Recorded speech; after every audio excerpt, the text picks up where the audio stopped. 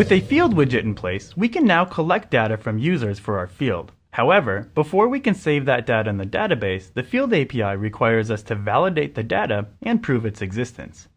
In this lesson, we're going to implement hook field is empty, which is called whenever data for a field is being loaded or saved, and allows us to tell the Field API whether or not our field contains a value.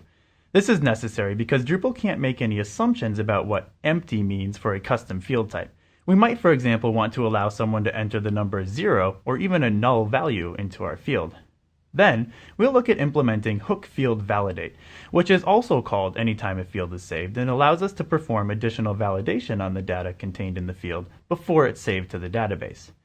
Because of the fact that field values can be set in all kinds of ways and not just via a form field, the Field API uses its own validation system rather than the standard element validate you might see with form API elements.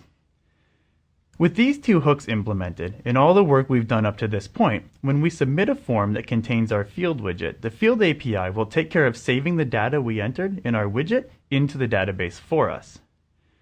By the end of this lesson, you should know how to verify for the Field API that your field has a value and that the value is valid per your custom requirements, allowing the API to save and store data for the field. In order to illustrate the problem that we need to resolve before we can save some data, I'm going to try to create an article right now. So if I go to add content on our site and I click article and I fill out the create article form here, I'll just say I'm going to create a test article like so. I'll leave the tags and body fields blank. I'll scroll down to our color field and I'll enter in some information there. So I'll enter a color and color name and click save. When I do so, I get a PHP fatal error. The Field API has attempted to call a non-existent function, RGB field is empty. This function is called by the Drupal Field API in order to determine whether or not our field has any value. It does because I just added some information in that widget, except for I need to implement this function in order to prove that to Drupal. Let's go ahead and take a look at the documentation here. On api.drupal.org, I've pulled up the documentation for hook field is empty. This is another one of those Field API hooks that is really per module. RGB field is empty will only ever be called for field types defined by the RGB module. We implement this hook in order to define what constitutes an empty item for a field type. It receives two arguments, an item, so the values that were submitted in the form widget or however else values were collected for this field before saving it, and the definition of the field that these values belong to. And then you simply return a true or false. So true if it contains a value or false if it's empty. Let's go ahead and implement this in our own code. If I switch to my editor, I'm going to add this right underneath our hook field widget form. So I'm going to create a new function. I'm going to call it RGB field is empty. And it took two arguments like so. Implementation of hook field is empty. So let's do a print R on $item so we can see what's in that items array. And I'm going to switch back over to my site. On my site, I'm going to hit refresh, which should resubmit the form that we attempted to submit before, which contained those values. I'll click continue. It looks like this time around, it did actually call our function, so there's no fatal error. The print R didn't work because of the form redirect, so let's add a DSM instead. In my code, I'm going to change this to DSM $item, switch back to my site.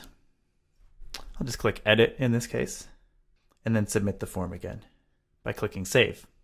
This time, you can see it's called the RGB field is empty function, twice actually.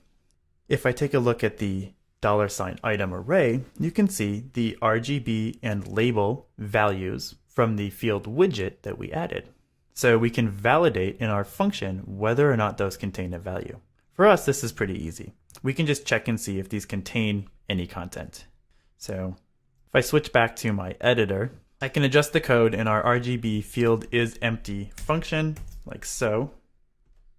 And I can say if the item RGB is empty or the item label is empty, then return true, meaning this field should be considered empty. Otherwise, return false. So we've now got a simple check to see if our field contains values. This, of course, require that both the RGB and label contain a value whenever saving data for this field. If I switch back to our site now, I should be able to edit this like so. You can see the values are there. The field API added them in our widget, no problem. Click save. And everything seems to be working just fine. The other thing that we want to deal with is validating the values that were added. So right now, all we're doing is checking to make sure that there is a value. What if we want to validate what that value is? In this example, I want to validate that the RGB field contains only 6 characters and that it contains 6 characters. So we're going to add a validation hook that ensures that this value is 6 characters. We'll do so by implementing hook field validate. Let's take a look at the documentation for hook field validate. Over on api.drupal.org, I pull up the documentation, hook field validate this module's field data. If there are any validation problems, add to the errors array passed by reference, there is no return value. So I'm going to implement this hook. It's going to receive a couple of arguments, actually a bunch of them, the entity type and the entity that this field is attached to, the definition of the field, and the definition of the specific field instance, the language code, items, which will contain any values for this field, and an errors array passed by reference to which I can add any errors that I'd like to raise. Documentation for errors here says that I should add to this array an array with a key of error and a message, and that the key should be the field on which I'd like to set an error. Okay, let's go ahead and implement this in our code. If I switch back to my editor, under our hook field is empty, I'm going to add a hook field validate. Like so. It actually takes a whole bunch of arguments, so I'll just copy and paste those in. Like so. So we've got an implementation of hook field validate. What I want to do inside of this hook field validate is check that $items for any RGB key set that the value is at least 6 characters long. So items could contain one or more values. It's an array of each value for the field. Ours only contains 1, but it's still an array with that one value. It could contain multiple. Let's take a look at that right now. I'm going to print out $items so we can see what we're dealing with. So I'll switch back over to the site. If I am on the article form and I submit it now, my validation hook is called, and you can see it's printed out $items, which contains a single array at this point, which contains our RGB and label fields. If our field allowed for multiple values, this would contain 2 arrays or 3 arrays or 1 for every possible value for this field. So I need to loop over the $items array and check the RGB value inside of each element in that array. Let's go ahead and do that in our code. So I might do something like this.